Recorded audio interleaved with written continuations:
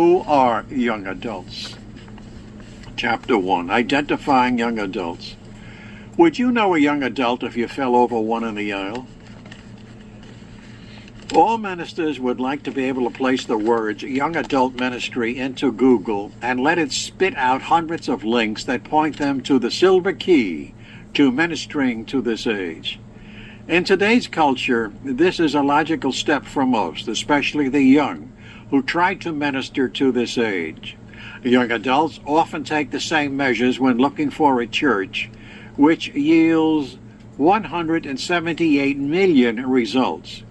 God, 170 million results, or Jesus Christ, 27.900 million.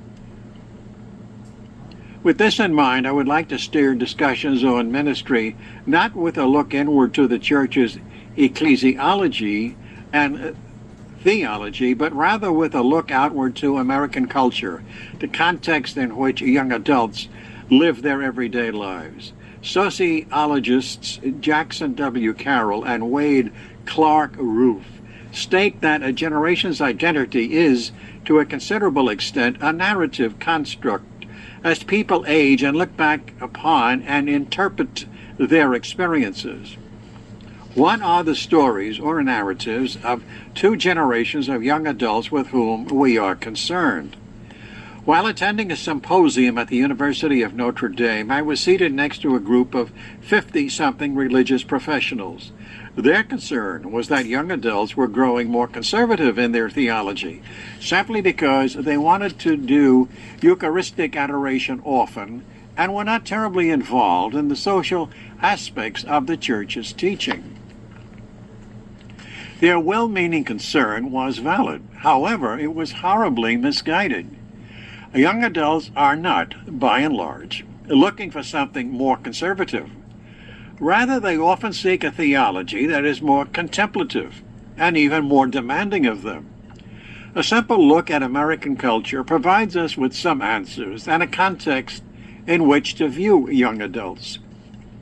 In a world full of noise and images constantly vying for young adults' attention, it is surprising that young adults from both the millennial and Gen X camps seek the quiet of contemplation in practices such as Tai prayer or Eucharistic adoration. Mystery is liturgy is something that both camps often look for. For the millennials especially, the world is filled with uncertainty. In talking with members of the millennial generation, they tend to point to the major historical events that have marked their lives thus far. September 11th, the Columbine disaster, the Indian tsunami, Hurricane Katrina, the Virginia Tech massacre. As they construct the meaning of their stories, they recall the moments when terrorists flew planes into buildings, high school students shot their colleagues at random, and water took the lives and homes of entire cities. Is it any wonder that young adults search for things that provide them with opportunities for contemplation and certainty?